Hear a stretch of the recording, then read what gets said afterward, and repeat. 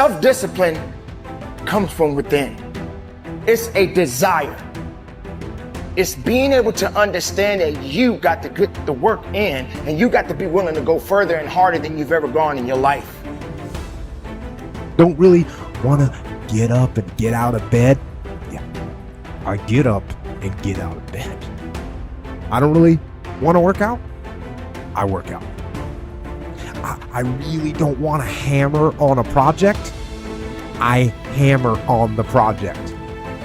Now, as an overall rule, I do not like procrastination. You need to get things done. Overcoming the old self allows us to become somebody else. And there is that period of transition.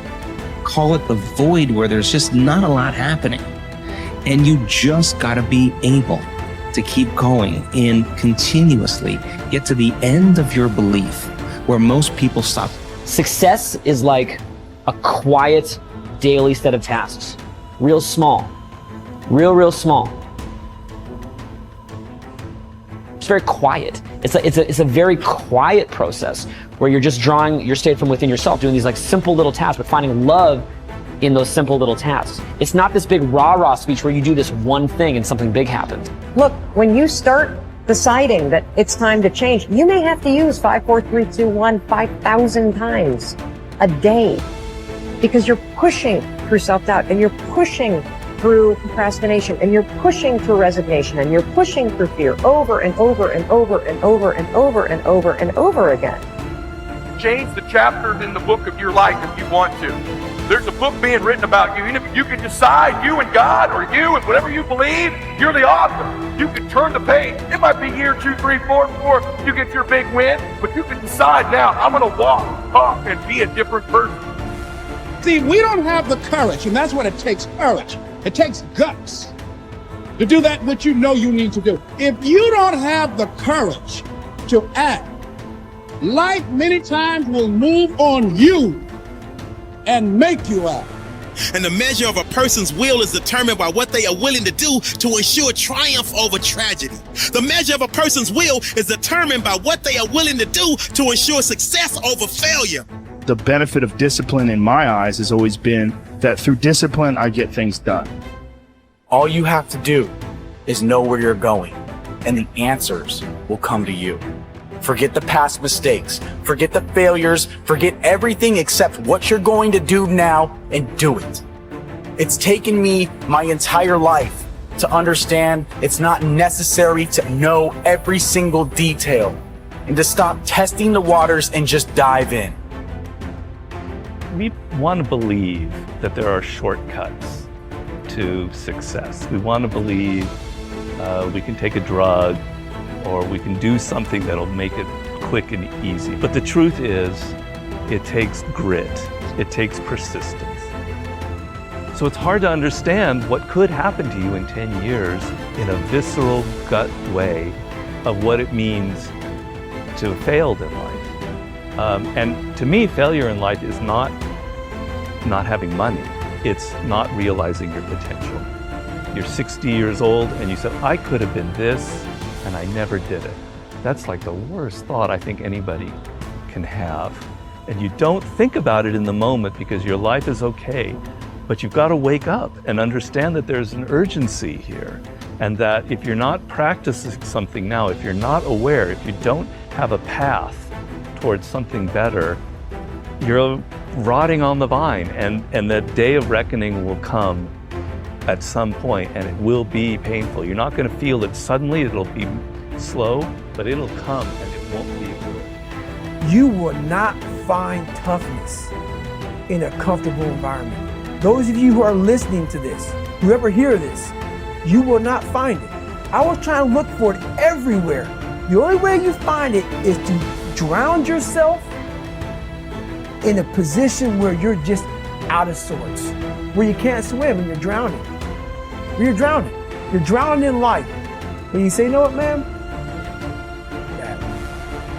I'm gonna figure out how to backstroke something.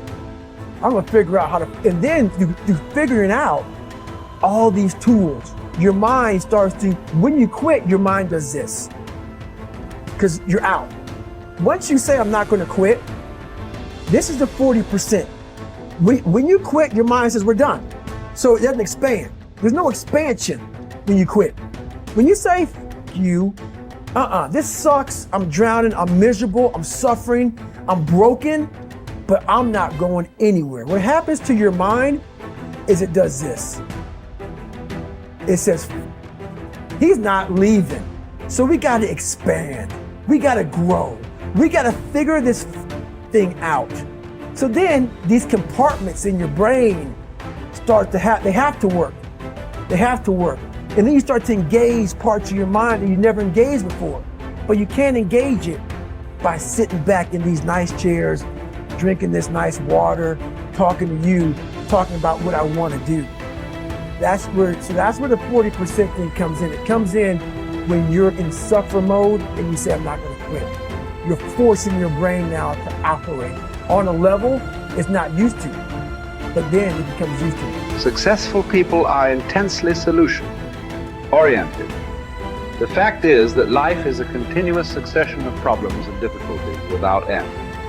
This river of problems is only interrupted by the occasional crisis, which makes the problem seem small in comparison.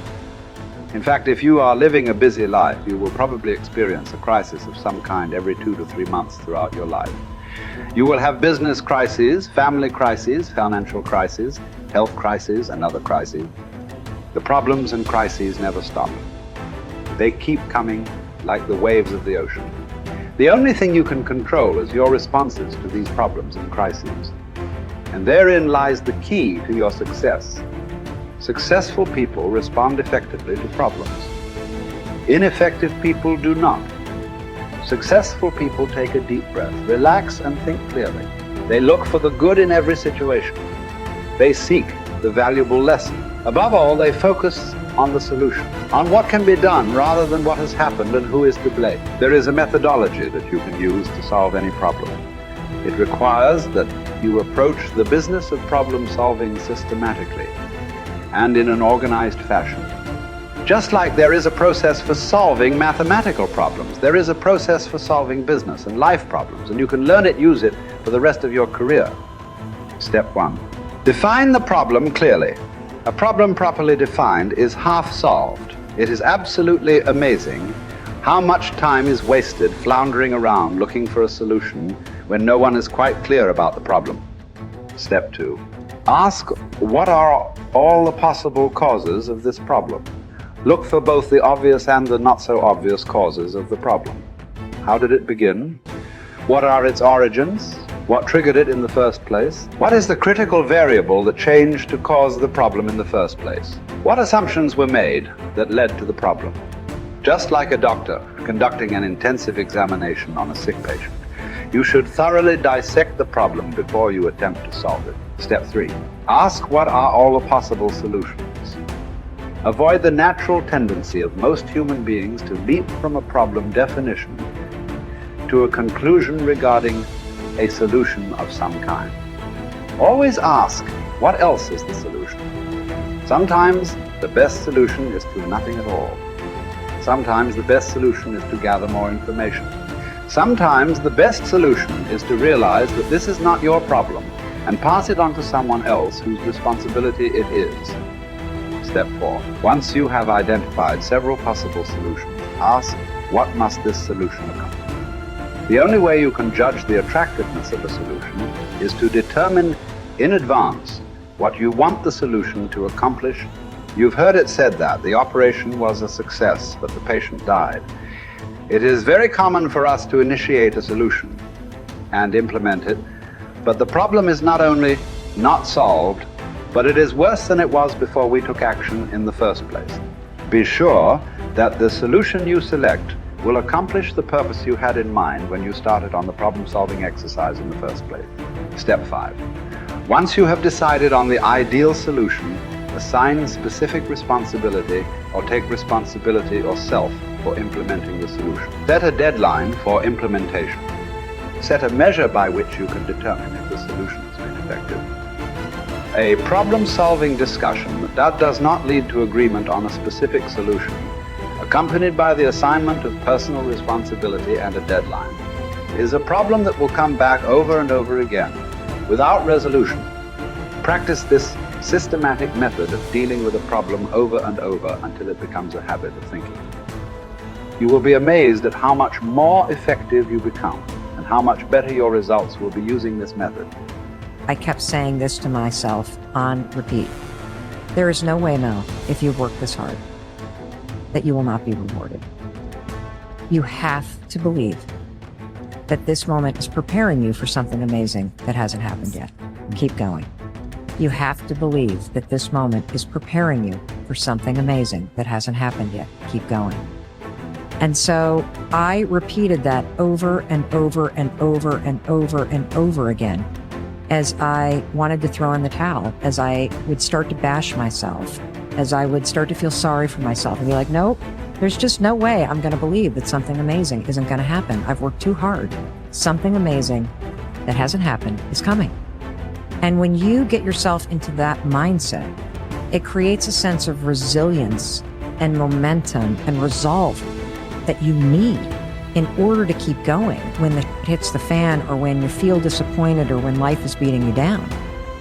And that was the other gift of that moment, is developing a little tool to flip my mindset when I wanted to start to feel sorry for myself.